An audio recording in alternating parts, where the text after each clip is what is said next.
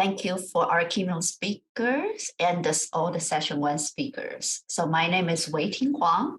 I am a professor of biostatistics at the University of Pennsylvania Perelman School of Medicine.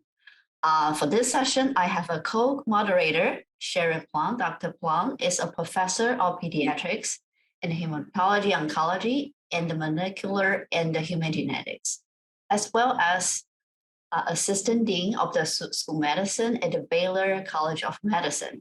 She is also a chief of cancer genetics clinic at Texas Children's Hospital.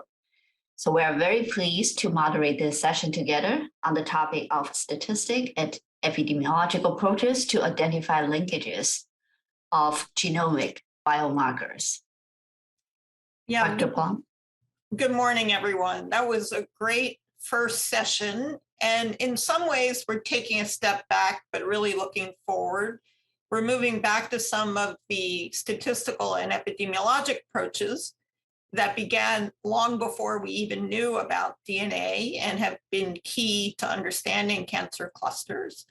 And the speakers will talk about a variety of topics related to that. So first, we will hear from Dr. Racinda Sherman.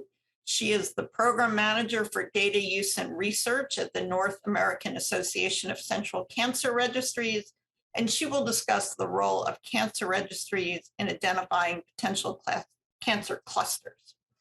Our second speaker will be Dr. Melissa Bondi, chair and professor of epidemiology and population health, and a Stanford Medicine Discovery professor. Dr. Bondi is also the Associate Director of Population Sciences at the Stanford Cancer Institute and co-director for the Center of Population Health Sciences at Stanford University. Dr. Bondi will examine epidemiological approaches for assessing reports of cancer clusters and environmental exposures. And finally, we will hear from Dr. King Jordan, professor in the School of Biological Sciences and director of the Bioinformatics graduate program at Georgia Institute of Technology. So just like in the session one, we already have the three presentation recorded in advance and will be played consecutively. After the video, we will begin our 30 minutes live panel discussion.